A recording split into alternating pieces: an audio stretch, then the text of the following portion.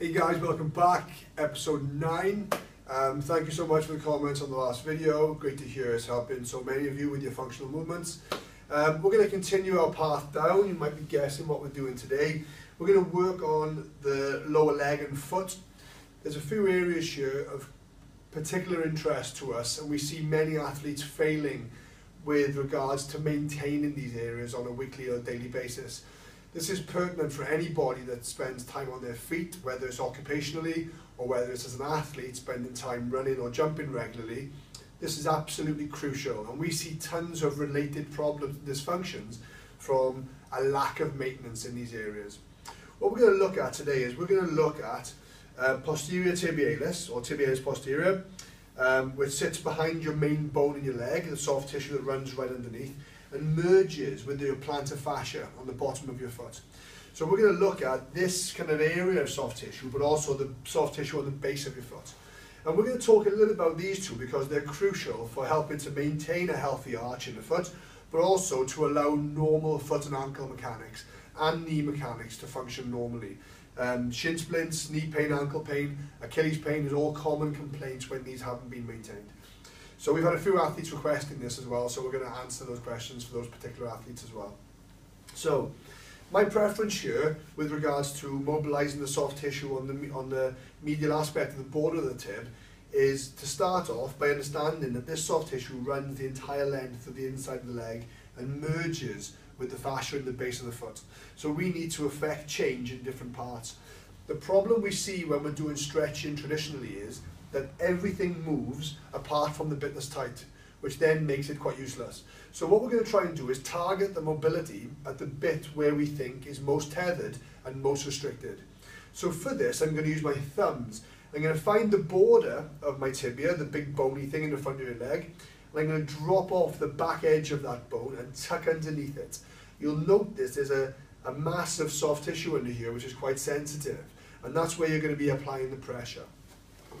To do this, we are going to be crossing one leg over the other, and then I'm going to be putting my thumbs exactly where I just mentioned, which is into that soft tissue. My foot's going to be over the end of my knee so that I can move freely through a full movement, because this is going to be an active release technique, not a passive one. So I get my thumbs into position and I apply a local compression. Then, maintaining the level of compression without changing it, I then take my foot through a full range of movement, backwards and forwards. It's crucial that you go fully into dorsiflexion because that's what really sensitizes this stretch. And you're going to continue this until the level of misery settles. Then you would literally move down your leg. By fixing the point with your thumbs, you are effectively making this muscle as long as from the thumbs down. So by changing the position of your thumbs, we're now making the muscle shorter again. So we are making the muscle move from the bit immediately below where we've just pinned with our thumbs. And then we bang out some repetitions, repeating this until it feels more comfortable, and we literally work our way down this inside border. Now for most of you, you'll find that it'll be this kind of middle to distal third is where most of the tenderness is. And that's not uncommon because that's where the fascial connections get a bit thicker. So you're going to spend time working your way down, back up and down, until you feel freer. That's version number 1. Technique number 2, which is a good complement for this, is to use a lacrosse ball. I like the lacrosse balls because they have a rubber coating, which grips to the floor, but also to the skin really well. We're going to mobilize the plantar fascia on the bottom of your foot.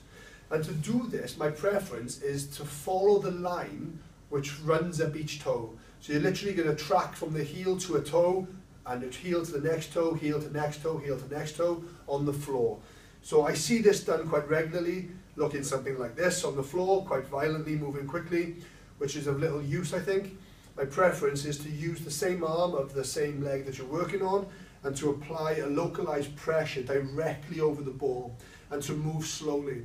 So we're going to start at the base of the heel, and we're going to track down that medial arch all the way until we get to the base of the big toe, and then we're going to go backwards. And we might repeat this several times in this path until we feel like we've had enough. And then we're going to move across and follow the line of the second toe all the way down through the foot. And then we're going to move across and follow the third toe and fourth toe and so on and so on. To make this stretch much more uncomfortable, or to make this mobilization more uncomfortable, you can increase the pressure, you can move more slowly, and of course you can stay on local spots, and you can even do some release with your toes if you find a particular sore spot. Tension the soft tissue in the base of your foot by wriggling the toes back and forth, quite nice, and then find another one and really wriggle again. And this is particularly uncomfortable. And most of you will find, particularly if you haven't spent any time in here, that this is really horrible. And you have to persevere with this until it feels a bit more comfortable, because the results are fantastic.